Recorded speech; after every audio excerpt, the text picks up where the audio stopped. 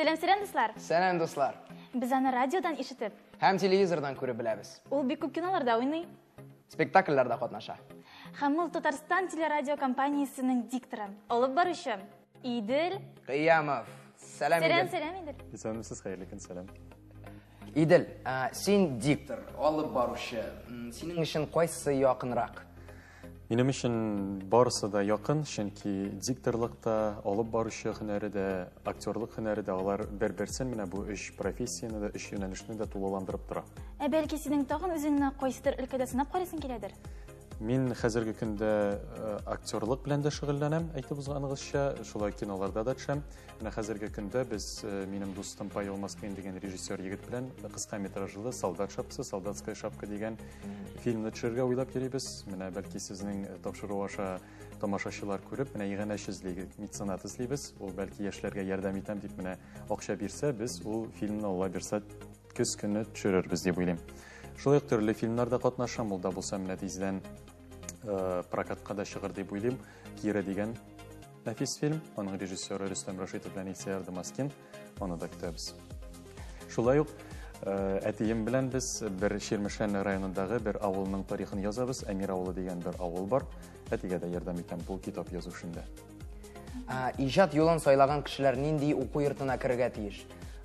Бер уку йорты гына җитәме аңа? Беләсезме, әлбәттә бит күп кеше әйтә, менә җырчыларны, алып баручыларны, актерларны талантлы шәхес диләр. Миңа калса 90% син үз өстеңдә эшләргә тиеш, 10% талант булырга тиеш.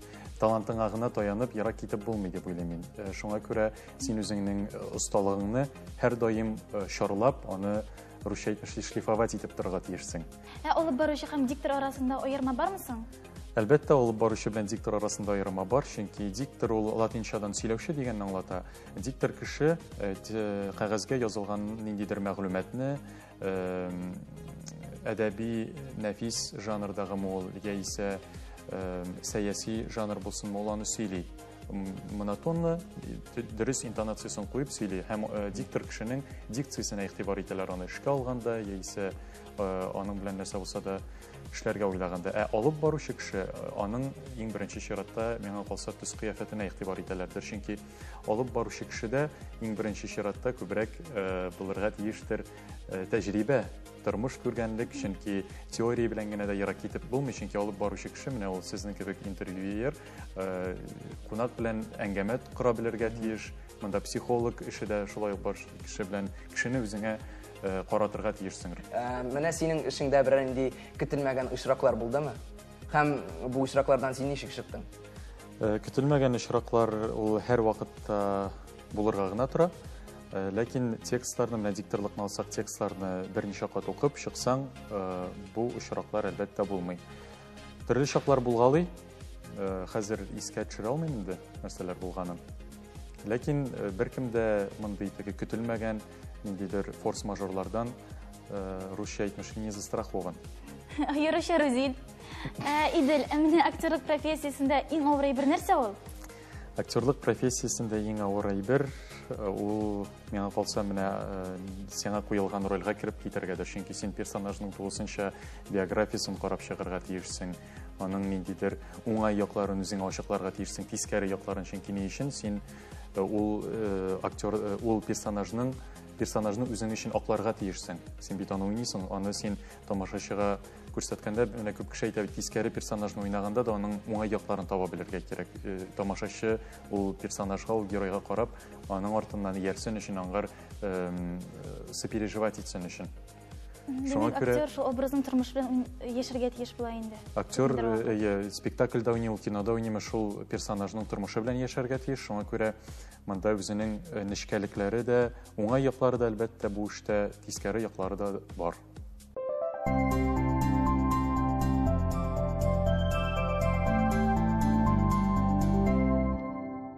Эфир съемка алдыннан дулкынлануны ничек җиңеп була? Эфир яки съемка алдыннан дулкынлануны җиңүнең бер юлы гына бар минем өчен. Ул да булса, менә эфирны кнопкага басканчы, менә микрофонны кабызганчы, һава аласың да, бисмиллаһны әйтәсең дә, кнопкага басып сөйли башлыйсың. Минем өчен менә шул. Әлбәттә, дулкынлану һәр бер кешегә хас, чөнки дулкынлану булмаса, ул кеше тере түгел дигән сүз бит инде. Шуңа күрә нинди генә чара алып барсаң да, син тәҗрибәле алып баручымы, әллә менә сезнең кебек яшь башлап килә торганмы, син барыбер дулкынланасың. Чөнки бу эшнең бит нечкәлекләре бик күп, шуңа күрә төрле чаклар булгалай. Иң мөһиме әзерләнергә, үзеңә ышанып, бисмиллаһны әйтеп, эфирга чыгарга. Әле бит дулкынланганда нарсын сөйләм дә әзрәк кенә бозылырга мөмкин. Менә ул кимчелекләрне ничек бетереп була? Бәлки берәр күнегү күрсәтерсез безгә? Беләсезме, дулкынланудан килгән ниндидер сөйләмгә дә чагыла торган дефектлар, алар әлбәттә булгалый. Менә моны булдырмас өчен һәр вакыт үз өстендә эшләргә кирәк, шулай ук һәм төрле күнегүләр ясап була, ул да булса артикуляцион гимнастика, дыхательный гимнастика бар. Артикуляционный гимнастика булса, ул иреннәр белән эшли торган, мәсәлән, менә шул. Ничек? Менә Рүзил дә белә дип уйлыйм, чөнки Рүзил театр училищесында укый, Рүзил син дә күрсәтеп ал әле. Әйдә. Менә шундый артикуляционный гимнастика бар. Әйе. Тагын тел белән тешләрне этәсең арттан авызыңны ябасың да, Ничек? һәр бер тешне тел ұшы белән тешкә тидереп аласың.